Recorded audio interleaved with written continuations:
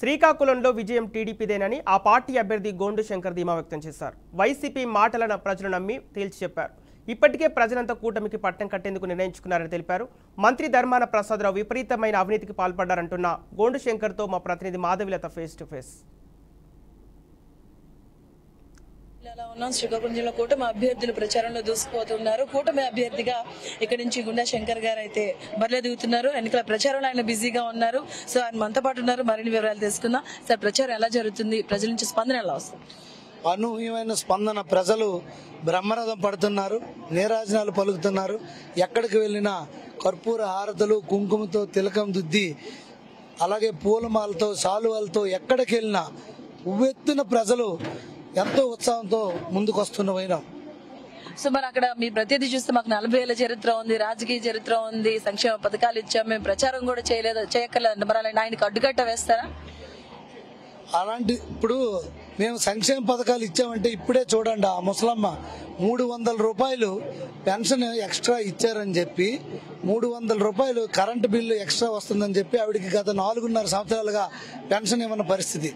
ఇలాగ ఏవో కొన్ని కొంటి సాకులు చెప్పి, సాంకేతిక కారణాలు చెప్పి ఎంతో మంది లబ్ధిదారుల్ని తగ్గించడమే ధ్యేయంగా పెట్టుకొని ఏదో బటన్ నొక్కేమని ప్రగల్భాలు పలుకుతున్నాడు ఈ ముఖ్యమంత్రి. ఇక నా ధర్మాన ప్రసాదరావుకి వస్తే, నీ 40 ఏళ్ళ ఇండస్ట్రీ ఉంటే ఎవరికి కావాలి? నువ్వు లాస్ట్ 5 ఇయర్స్ ఈ నియోజకవర్గంకి ఏం చేసావని నేను ఈ సందర్భంగా అడుగుతున్నాను. మీరు సమాధానం చెప్పాలా? నియోజకవర్గం ఎక్కడ వేసిన గొంగలి అక్కడే. ఫస్ట్ 2.5 ఇయర్స్ ఈయనకి మంత్రి పదవి రాలేదని మొద్దు నిద్ర పోయి ఒక బోర్డు పెట్టేశాడు, నా దగ్గరికి ఎవరు రావద్దు, నాకు మంత్రి పదవి లేదని.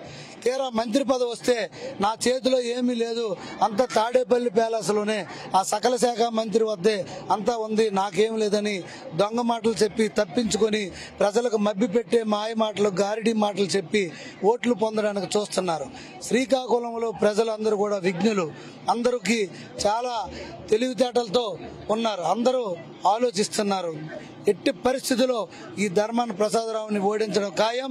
ఈ వైసీపీ ప్రభుత్వాన్ని బొందబెట్టి బంగాళాఖాతంలో కలపడం ఖాయం.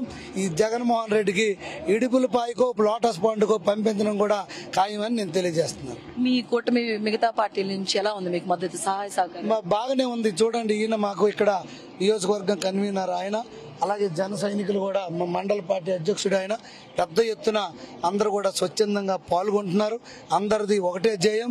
నరేంద్ర మోడీ గారు, అలాగే పవన్ కళ్యాణ్ గారు, చంద్రబాబు నాయుడు గారు ఏ ఉద్దేశంతో ఈ కూటమి ఏర్పాటు చేశారో ఆ కూటమి కట్టుబడి ప్రతి ఒక్కరూ ఎవరి స్థాయిలో వాళ్ళు కష్టపడి ఇక్కడ ఈ వైసీపీ ప్రభుత్వాన్ని గద్దె దింపడమేగా పనిగా అందరూ కంకణం కట్టుకొని పనిచేస్తున్నారు. అలాగే మీ మేనిఫెస్టో విషయానికి వచ్చినప్పుడు, మీ మేనిఫెస్టో ఏదైతే సూపర్ 6 అనేది పక్క రాష్ట్రాల నుంచి కాపీ కొట్టుకుని రావడం జరిగింది.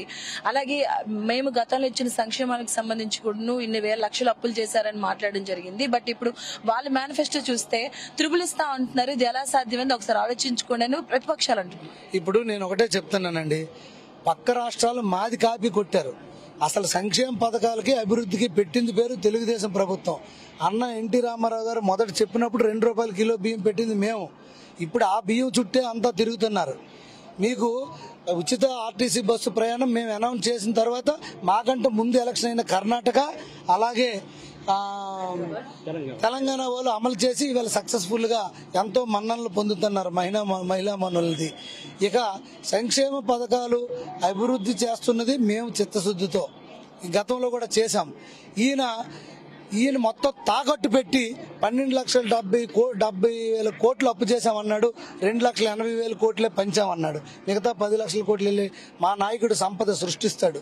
ఉదాహరణకి అమరావతిలో మేము హ్యాపీ నెస్ట్ పేరుతో ఒక్క 3 అవర్స్ లో 2,000 పైచీలకు అపార్ట్మెంట్స్, దాదాపు 2,000 కోట్ల సంపద మేము సృష్టించి బొంబాయి స్టాక్ ఎక్స్చేంజ్ నిర్గాంతపోయే విధంగా మేము చేసి, తద్వారా వచ్చిన డబ్బులతో రాజధాని కానీ, అమరావతి, ఇది పోలవరం కానీ, సంక్షేమ పథకాలు కానీ మేము చేస్తాం. ఈ ముఖ్యమంత్రి అలా కాదు. వచ్చినప్పటి నుండి ప్రజాసదనం వినాశనం నుండి ప్రతి ఒక్క విషయంలో కూడా లాస్ట్కి సెక్రటేరియట్లు కూడా తాకట్టు పెట్టిన దుస్థితి ఈ ముఖ్యమంత్రి. ఈయనకి సంపద సృష్టించడం చేత కాదు. మా అధ్యక్షులకి సంపద సృష్టించి ఈ పథకాలు ఇస్తారు.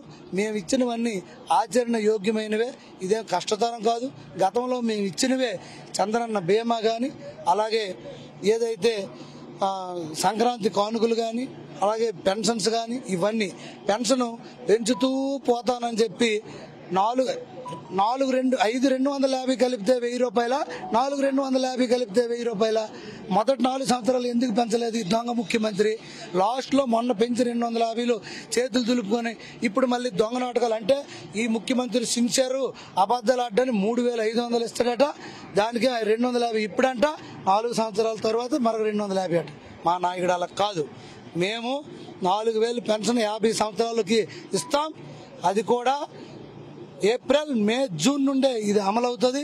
ఈ 3 నెలలు 3,000 జూలై మొదటి వారంలో మా ప్రభుత్వం వస్తుంది. 4,000 పెన్షన్తో పాటు 7 నెలల మొదటి వారంలో ప్రతి ఒక్క పెన్షన్ తోటికి 7,000 రూపాయలు ఇచ్చి తీరుతాం. ఈ ముఖ్యమంత్రి లాగా మాట తప్పి మడమ తిప్పి రాజధానికి 30,000 ఎకరాలు ఉండాలి, నేను మద్దతు ఇస్తానని చెప్పి ఈ దుర్మార్గం సైపో ముఖ్యమంత్రి మన బతుకులు బజారు పాలు చేశాడు. పోలవరం కంప్లీట్ చేయలేదు. ఈయనకి ప్రజలు ఇచ్చిన ఈ అధికారాన్ని కేసులకు తాకట్టు పెట్టి ఢిల్లీ వీధుల్లో మొత్తం తాకట్టు పెట్టి మన రాష్ట్రాన్ని అంధకారంలోకి నెట్టాడు. దేశం అభివృద్ధి పదంలో 5వ ప్లేస్కి దూసుకెళ్తుంది.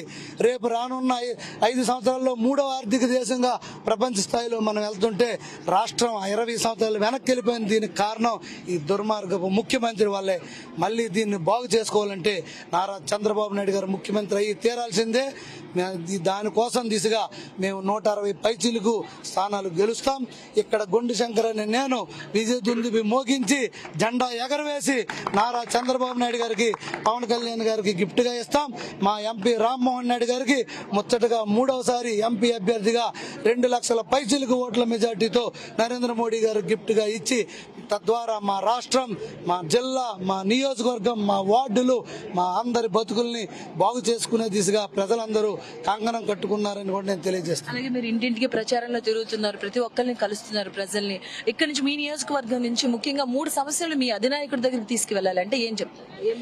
ముఖ్యంగా 3 నిరుద్యోగ యువతకు ఉద్యోగాలు కావాలి కనుక ఇక్కడ పారిశ్రామిక హబ్ ఏర్పాటు చేయాల్సిందే. దానికోసం ఆల్రెడీ మొన్న మహిళా మీటింగుల్లో చంద్రబాబు నాయుడు గారికి చెప్పడం జరిగింది, ఆయన అనౌన్స్ చేయడం కూడా జరిగింది. నెంబర్ 2 వలసలు. ఎక్కడికి వెళ్ళినా మా శ్రీకాకుళం అంటే వలసలకు మారిపోయారు. మత్స్యకార గ్రామాలైతే పూర్తిగా గుజరాత్, కేరళ లాంటి రాష్ట్రాలకు వలస వెళ్ళి దిక్కు మొక్కు లేకుండా ఇక్కడ పిల్లలు, ఆడవాళ్ళు ఉండే పరిస్థితి. వాళ్ళ కోసం గుజరాత్ అలాగే కేరళ మాదిరిగా మినీ జట్టి కట్టి తీరుతాం. ప్రతి ఒక్క మత్స్యకారుడిని వారి ఇంటి వద్ద భార్య పిల్లలతో సుఖ సంతోషాలుగా ఉంచడానికి మేము ట్రై చేస్తాం. అలాగే నిరుద్యోగ యువతకి క్లియర్ చేస్తాం. ఏదైతే పూర్తిగా రోడ్డు నరకానికి ఒక దారి ఉంది, అటు స్పీకర్ ఇటు మంత్రి, మీ బస్సు వెళ్ళండి, ఆ చివరికి వెళ్ళేసరికి మీకు టైర్లు ఉంటాయో ఊడిపోతాయో లేని పరిస్థితి. అలాంటి ఏ చెయ్యి ఇరిగిపోద్దో, కాలు ఇరిగిపోద్దో, పొట్టలో పేగులు ఎప్పుడు బయటకు వచ్చేస్తాయో తెలియని పరిస్థితి. ఆ రోడ్డుని ఇమీడియట్ గా అట్లీస్ట్ పాట్ హోల్ ఫ్రీగా, గుంతలు లేని రోడ్డుగా దాన్ని చేసి ఫ్రీ ఫ్లో ఆఫ్ ట్రాఫిక్ వచ్చే దిశగా తీసుకుంటాను. అలాగే నగరం మొత్తం లో వోల్టేజ్ ప్రాబ్లం ఉంది, దాన్ని సరిచేస్తాం. అలాగే తాగునీరు, మురుగునీరుతో విలయతాండంగా ఉంది, సమస్యలతో సతమతం అవుతుంది, దాన్ని క్లియర్ చేస్తాను. ఏదైతే స్టేడియం ఉందో తట్టెడి మట్టి కూడా వేయలేదు, ఉల్టా ఇద్దరు ధర్మాన సోదరులు జగన్మోహన్ రెడ్డి 12 కోట్లు ఇచ్చారని స్టేడియం మధ్యలో ఒక ఈవెంట్ చేసి పాలాభిషేకం చేశారు జగన్మోహన్ రెడ్డి. ఇప్పుడు ఎందుకు అది కంప్లీట్ చేయలేదని నేను అడుగుతున్నా.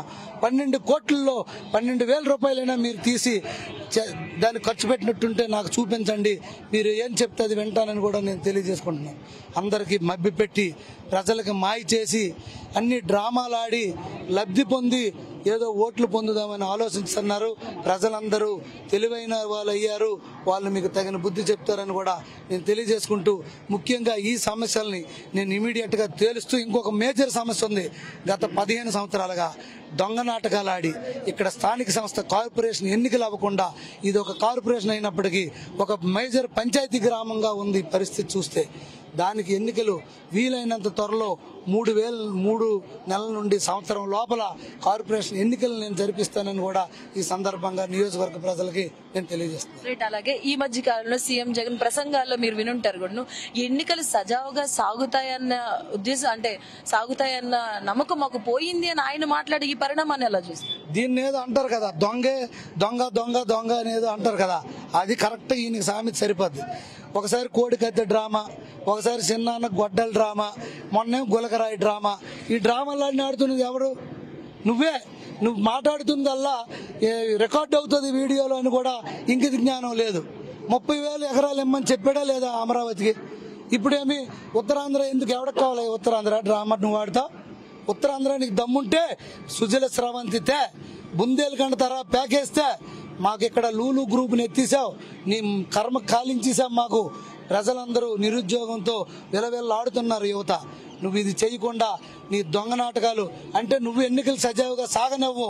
నువ్వు ఈ నాటకాలు ఏదో డ్రామా ఉంది నీకు, అందుకే నువ్వు ఇలాంటి మాట్లాడుతున్నావు. నీ తాడా సెంట్రల్ టీములు వచ్చి తీస్తాయని కూడా నేను తెలియజేసుకుంటున్నాను. Thank you so much. Me valuable time మాకు కేటాయించారు. And wish you very all the best అండి.